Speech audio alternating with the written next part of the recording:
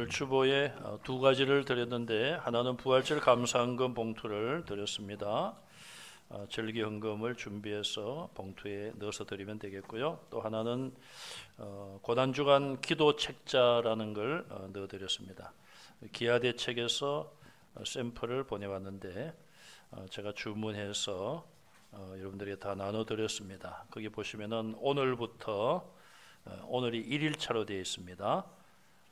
그래서 다음 주일까지 그렇게 여러분들이 개인적으로 성경 본문을 찾아서 읽으시고 또 이 내용을 읽어보시고 기도 제목까지 나와 있습니다. 또 여러분 개인의 기도 제목을 밑에 또 적으면서 기도할 수 있도록 만들어져 있습니다.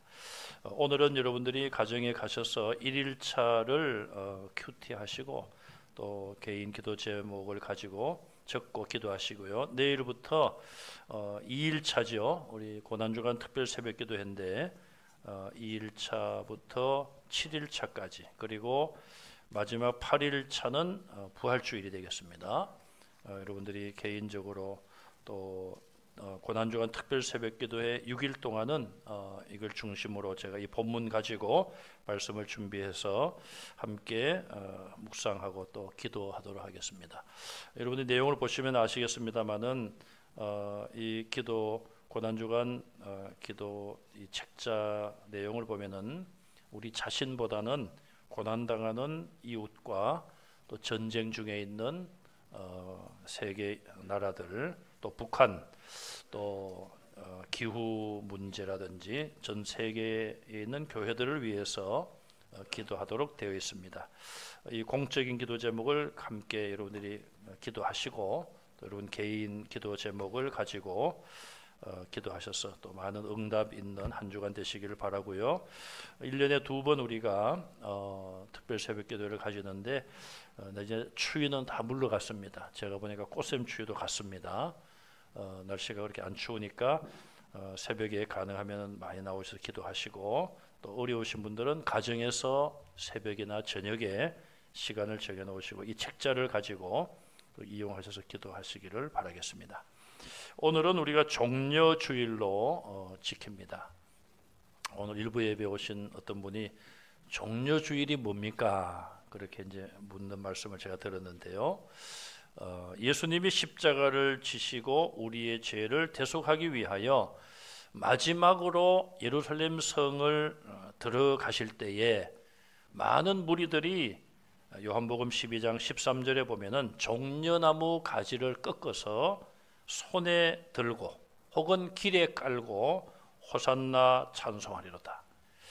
오늘 여러분이 호산나라는 말씀을 많이 들었죠. 개회 기도 때도 호산나, 또 우리가 교동문 할 때도 호산나, 우리 찬양 때도 또 호산나, 성경 본문에도 호산나, 또 설교 때도 호산나. 이 종려주일 이걸 다른 별명으로 호산나 주일 이렇게 해도 될 것 같습니다. 호산나 찬송하리로다. 그렇게 예수님을 환영했어요. 종려나무 가지를 꺾어서 손에 들고 길에 깔고 예수님을 환영했다. 그래서 종려주일이란 말이 생겼습니다. 구약 성경은 우리에게 무엇을 증거하고 있습니까?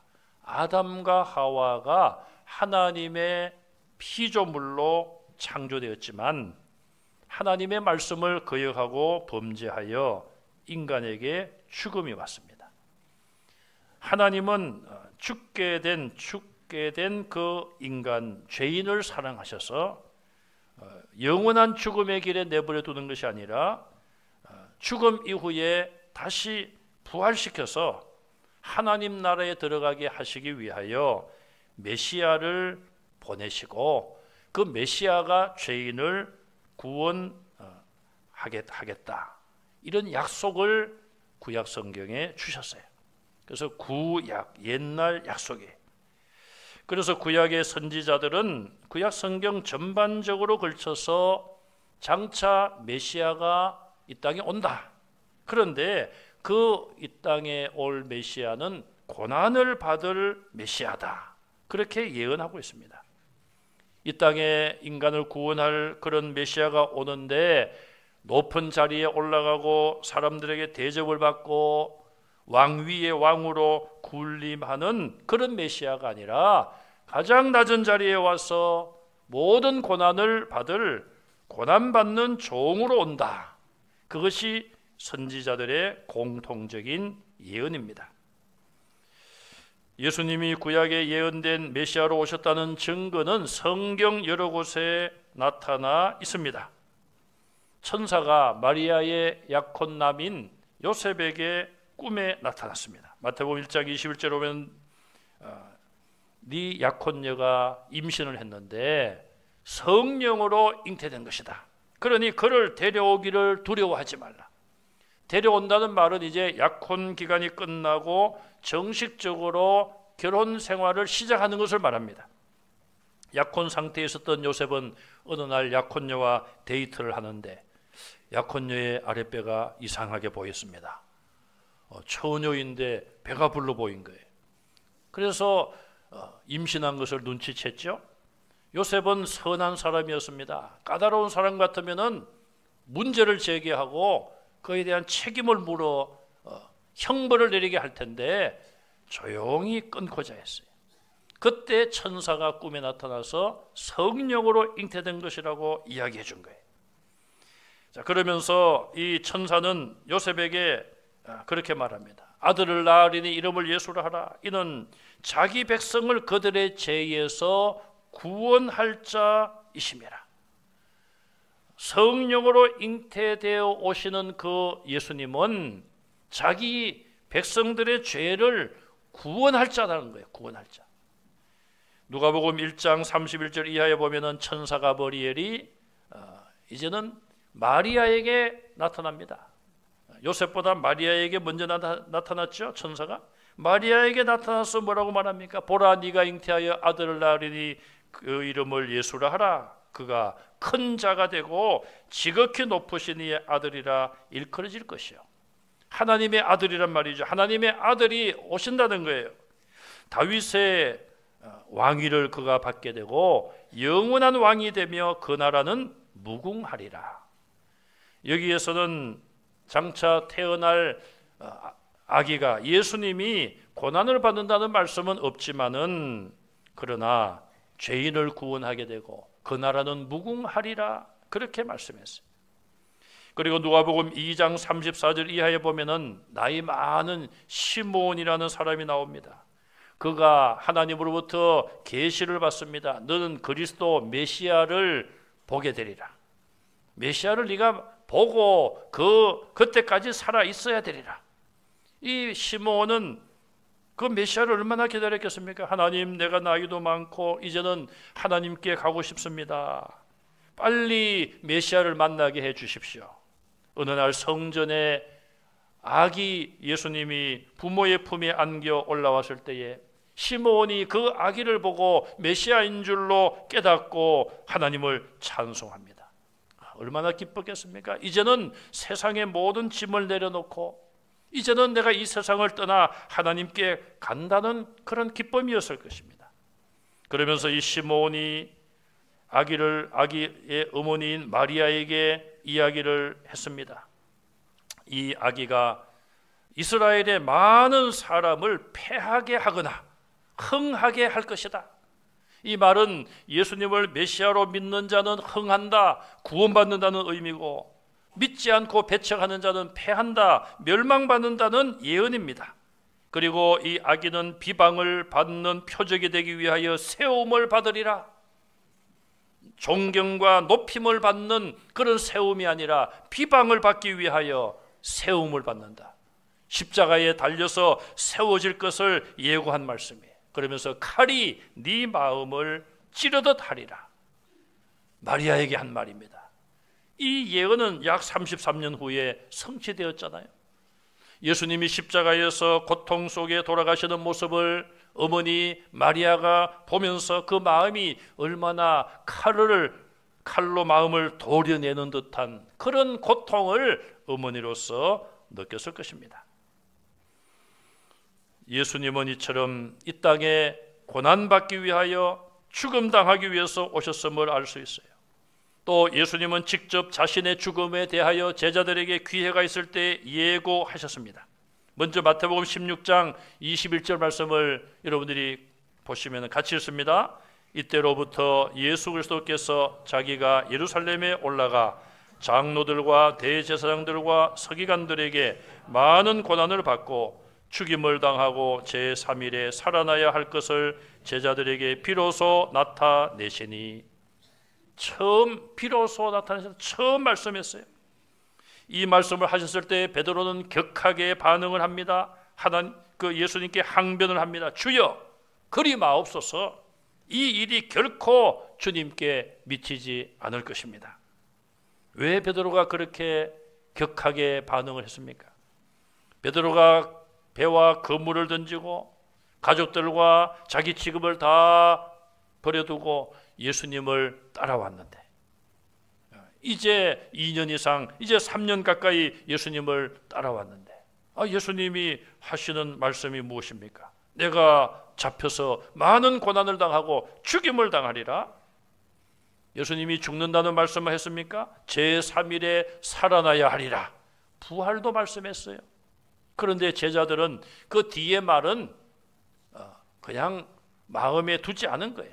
앞에 내가 잡히고 고난을 받고 죽임당한다, 이 말만 그냥 마음에 있는 거예요. 여러분, 대화하는 가운데도 아무리 똑똑한 사람도 그런 경우들이 있습니다. 자기가 듣고 싶은 말만 듣는 거예요. 분명히 두 가지를 이야기했는데 앞에 것만 딱 듣고 어떤 사람들은 뒤에 거는 잊어버려요. 또 거꾸로 앞에 거는 안 듣고 뒤에 것만 듣고 기억하고 주장하는 사람도 있어요. 제자들은 예수님의 앞에 말씀만 들었어요.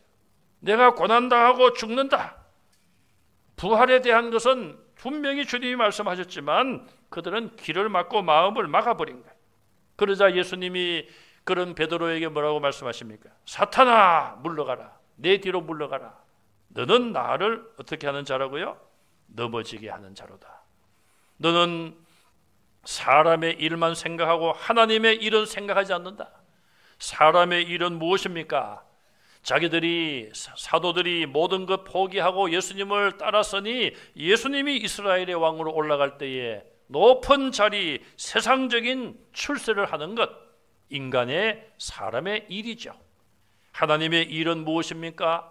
그들이 원하는 그런 메시아가 아니라 구약에 예언된 대로 고난당하는 메시아로 오셔서 죄인들을 대신하여 고난을 당하시고 십자가에서 고난과 죽음을 통하여서 죄인을 구원하실 길을 만들러 오신 메시아, 바로 그것이 하나님의 일이라는 거예요.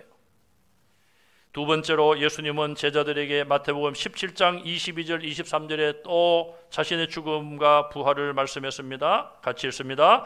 갈릴리에 모일 때에 예수께서 제자들에게 이르시되 인자가 장차 사람들의 손에 넘겨져 죽임을 당하고 제3일에 살아나리라 하시니 제자들이 매우 근심하더라. 아멘. 이때도 마찬가지예요. 죽임을 당하고 제3일에 내가 살아난다고 분명히 말씀했어요. 그런데 왜 제자들이 근심합니까? 예수님이 십자가에 이 말씀대로 죽으시더라도 3일 안에, 제3일에 만 3일도 아니에요. 제3일 되는 날에 내가 다시 살아난다고 말씀했어요. 근심할 이유가 없습니다. 그런데 제자들은 근심했어요. 왜? 내가 사람들의 손에 넘겨 죽임을 당한다는 그 말에 또 충격을 받고, 그런데 주님은 분명히 자신의 죽음을 예고했지만 이 말씀을 들은 제자들의 관심은 어디에 있습니까?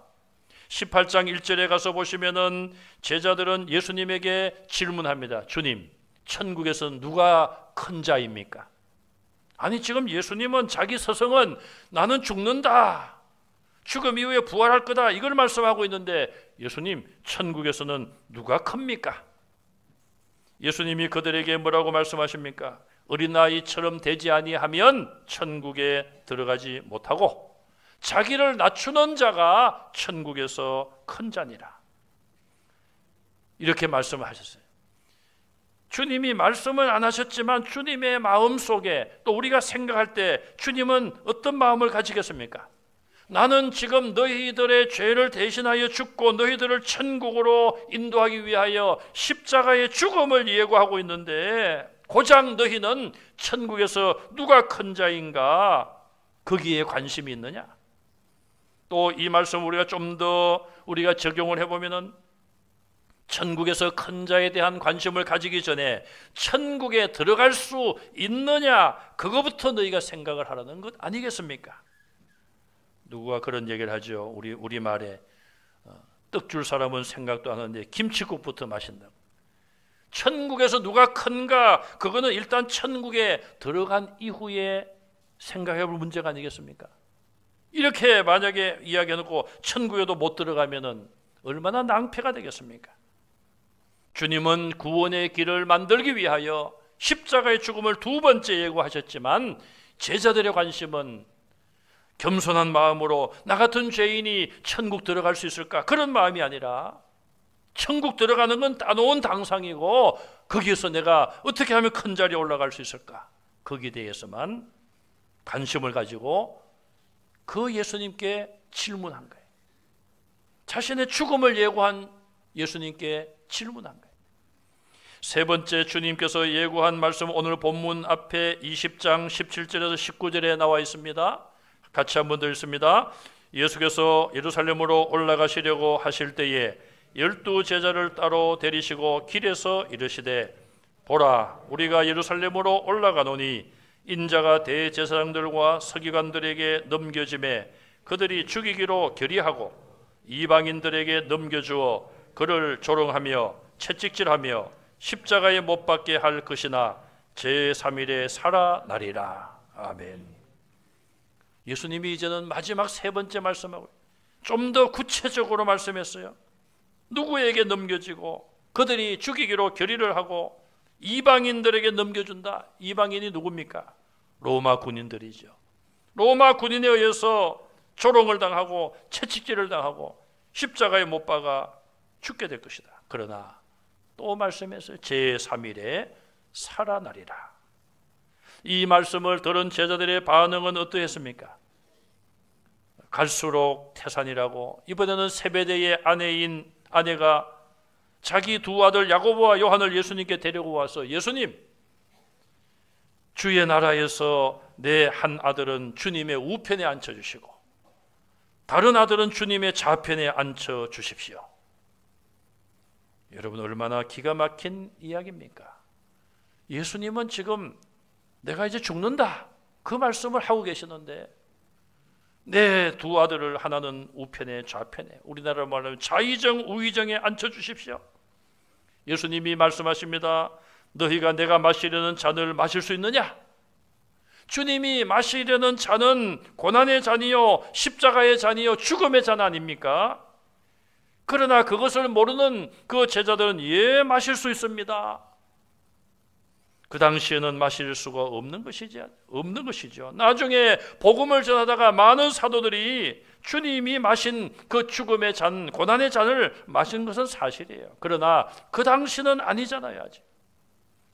그러자 주님은 너희가 마실 수 있을지 몰라도 내 좌우편에 앉는 것은 하나님이 하실 일이다.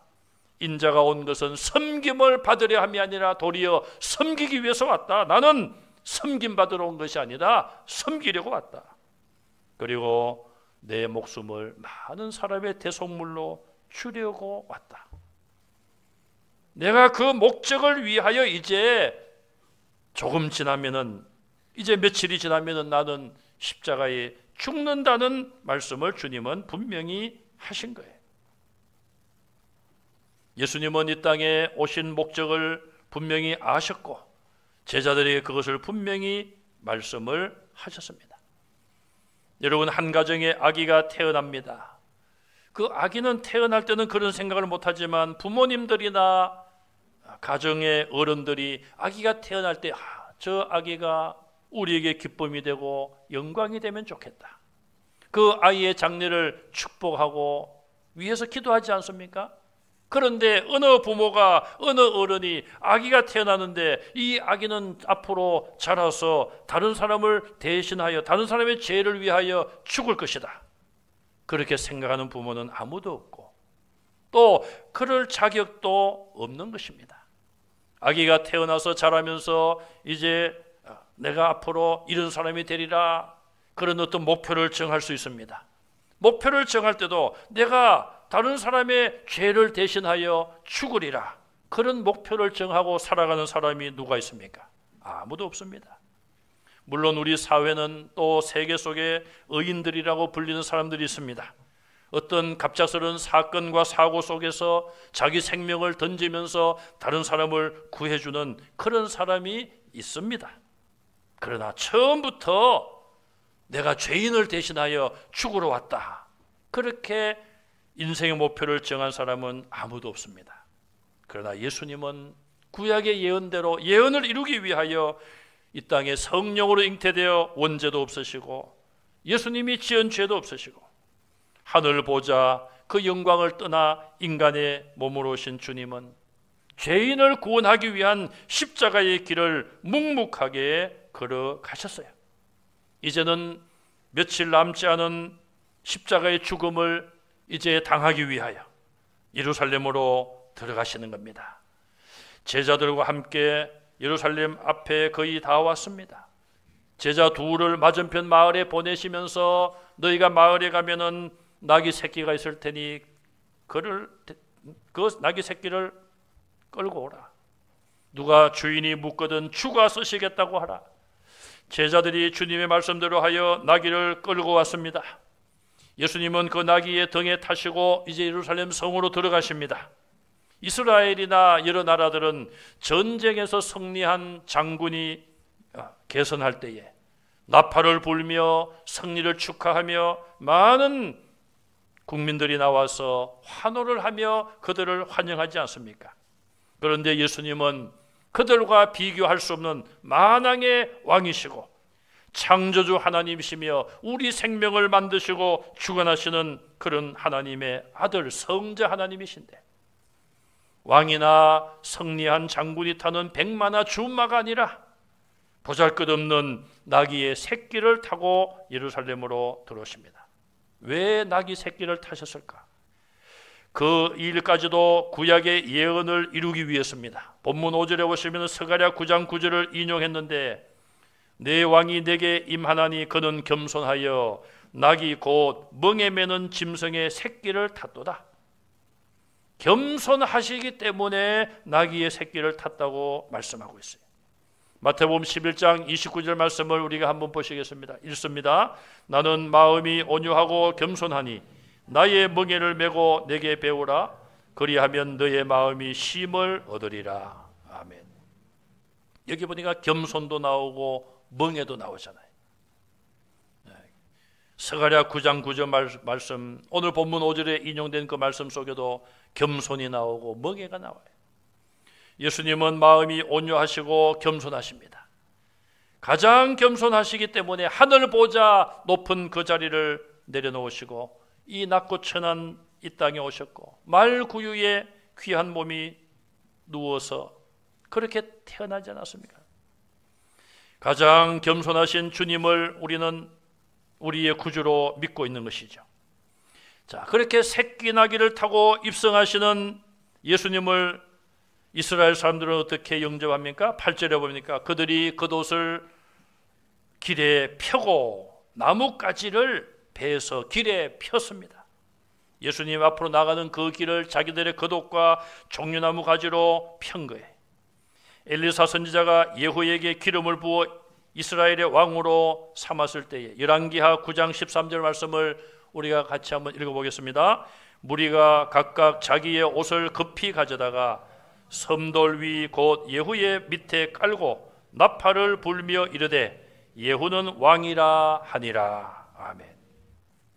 작은 이스라엘 나라에 왕을 세울 때에 선지자 엘리사가 예후에게 기름을 붓자 무리들이 자기들의 옷을 가져다가 예후의 발밑에 깔고 나팔을 불면서 예후가 왕임을 그들이 선언하고 환영하는 것을 볼 수 있습니다. 그런데 예수님은 나팔도 불지 않았습니다. 개선가도 울리지 않았습니다. 대신에 군중들은 큰 목소리로 외쳤습니다. 그들이 외친 목소리를 정리해보면 첫째는 호산나, 호산나. 이건 구원하소서 그런 뜻입니다. 메시아를 보내고 메시아가 구원하기 때문에 예수님을 메시아로 인정하는 말이에요. 구원하소서. 두 번째, 다윗의 자손이여. 선지자들의 예언에 메시아가 다윗의 자손을 통해서 보내주리라는 그 말씀을 믿고 예수님이 메시아임을 여기서도 인정하고 있습니다. 세 번째, 찬송하리로다 주의 이름으로 오시는 이여. 찬송을 받으실 메시아 구세주임을 말하고 있습니다. 가장 높은 곳에서 호산나, 가장 높은 곳에서 호산나. 그리고 누가복음 19장에 보니까 하늘의 평화요 가장 높은 곳에서는 영광이라고 또 소리를 외쳤습니다. 요한복음 12장 13절에 보면 이스라엘의 왕으로 그들이 인정하며 왕으로 환영하는 것을 볼 수 있습니다. 이스라엘 백성들은 예수님을 메시아로 환영했지만 자기들 나라를 회복시키고 자기들이 잘 살게 하기 위하여 로마에서 해방되기 위한 그런 이스라엘의 왕으로만 기대하고 환영을 한 것입니다. 나중에 그들의 기대에 맞지 않게 예수님이 십자가의 죽음의 길을 계속 가자 그들은 결국 돌변하여 폭도로 바뀌고 말았습니다. 그들은 예수님께서 모든 인류를 위하여 이 땅의 모든 죄인들을 위하여 죽음으로써 그들을 속량한다는 사실을 믿지 않은 것입니다. 그들이 바랬던 메시아가 아니었습니다. 결국 그들은 예수님을 등지고 말았습니다. 호산나라는 외침은 구약 성경에도 찾아볼 수 있는데 시편 118편 25절 말씀을 같이 읽습니다. 여호와여 구하옵나니 이제 구원하소서. 여호와여 우리가 구하옵나니 이제 형통하게 하소서. 여기 이제 구원하소서. 호산나 호산나. 구약 성경에서부터 이스라엘 백성들은 메시아가 올 것을 기다리며 그가 와서 구원해 줄 것을 기다렸습니다. 진정한 구원과 진정한 형통함은 눈에 보이는 것이 아니라 물질적인 것, 세상적인 성공이 아니라 이스라엘 나라만 잘 되는 것이 아니라 이 땅의 모든 죄인들이 영적으로 구원을 받고 죄에서 해방되고 영원한 하나님 나라에 들어가는 것임을 이스라엘 백성들은 깨닫지 못했습니다. 하나님이 아브라함을 불러서 너는 복이 될지라. 세계 모든 민족이 너를 인하여 복을 받을 것이다. 너를 축복하는 자를 내가 축복하고 너를 저주하는 자는 내가 저주하리라. 그렇게 이스라엘의 조상인 아브라함에게 복이 되라고 말씀하셨어요. 자기들 나라만 잘 먹고 잘 사는 것이 아니라 전 세계 모든 만민이 이스라엘이 믿는 그 하나님을 믿음으로 구원받게 하라는 하나님의 주신 사명이었습니다. 그러나 이스라엘은 그 사명을 감당하지 못했습니다. 메시아가 오셨지만은 그들조차도 예수님을 메시아로 믿지 않았습니다. 왜? 자기들의 기대에 어긋나는 메시아였기 때문에 그랬습니다. 이사야 선지자를 통한 고난당하는 종의 모습을 우리가 볼 수 있습니다. 이사야 53장 5절과 7절 말씀을 같이 읽습니다. 그가 찔림은 우리의 허물 때문이요 그가 상함은 우리의 죄악 때문이라. 그가 상처를 받음으로 우리는 평화를 누리고 그가 채찍에 맞음으로 우리는 나음을 받았도다. 그가 곤욕을 당하여 괴로울 때에도 그의 입을 열지 아니하였으며 마치 도수장으로 끌려가는 어린 양과 털 깎는 자 앞에서 잠잠한 양같이 그의 입을 열지 아니하였도다. 아멘. 장차 이 땅에 메시아로 오실 그 메시아가 당하실 극한 고난을 그렇게 이사야 선지자를 통하여 700여 년 전에 예언케 하셨습니다. 주님은 이 예언의 말씀을 이미 성경이 기록되기 전에 이사야가 알기 전에 이미 이 모든 것을 아시고 기록해 하신 하나님이신 그분이 그 예언을 친히 이 땅에 오셔서 성취하셨어요. 예수님께서 또한 오늘 본문 앞쪽에 마태복음 20장 28절에 예수님이 왜 오셨는지를 말씀했습니다. 같이 읽습니다. 인자가 온 것은 섬김을 받으려 함이 아니라 도리어 섬기려 하고 자기 목숨을 많은 사람의 대속물로 주려 함이니라. 아멘. 앞에서도 보았습니다마는 마가복음 10장 45절도 똑같은 말씀이에요. 나는 이 땅에 섬김을 받으러 온 것이 아니다. 섬기기 위해서 왔다. 여러분, 예수님조차도 섬기고 죄인들을 구원하기 위하여 생명까지 주시려고 이 땅에 오셨습니다. 저와 여러분들도 섬김 받지 마시고 높임 받지 마시고 섬기시고 다른 사람을 높이는 여러분들이 되시기를 간절히 바랍니다. 주님은 죄 없는 몸을 우리를 대속하기 위하여 주셨잖아요. 목숨을 주셨잖아요. 가장 귀한 것이 목숨이요 생명이 아니겠습니까? 내가 가지고 있는 귀한 것이 또 있을 것입니다. 물질도 귀하고 시간도 귀하고 사랑도 귀하고 성령의 9가지 열매도 귀합니다. 이 귀한 것들 하나님이 다 우리에게 선물로 주셨습니다. 하나님이 주신 선물 가지고 다른 사람을 위하여 주님이 희생하시고 헌신하신 것처럼 다른 사람을 위하여 사용하는 저와 여러분들이 되시기를 간절히 바랍니다. 예수님은 제자들에게 이렇게 말씀을 하셨어요. 요한복음 15장 13절 14절 말씀을 읽겠습니다. 사람이 친구를 위하여 자기 목숨을 버리면 이보다 더 큰 사랑이 없나니 너희는 내가 명하는 대로 행하면 곧 나의 친구라. 아멘.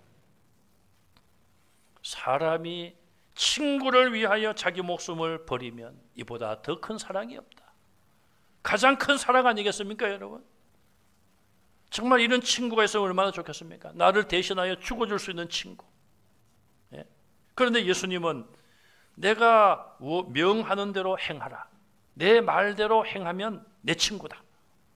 우리가 예수님의 말씀대로 행하면 예수님이 우리를 친구로 삼아주신다는 거예요. 얼마나, 뭐라고 표현해야 됩니까? 황공무지로 소이다. 역사 드라마에 나오죠.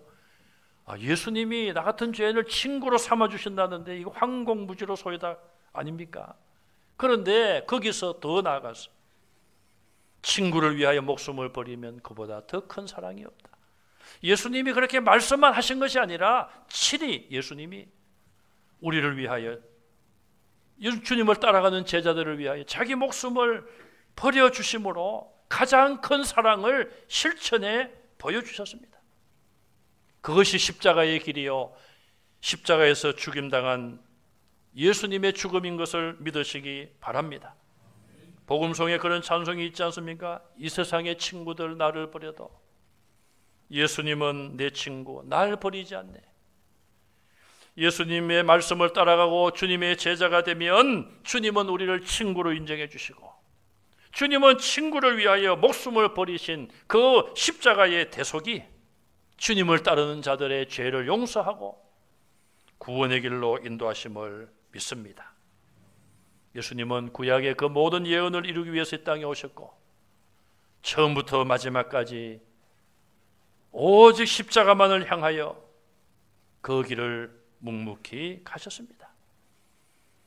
사람들을 통한 시험도 있었고 제자들의 만류와 방해도 있었지만 죄인을 구원하시겠다는 그 사랑의 마음은 끝까지 흔들리지 않으셨습니다.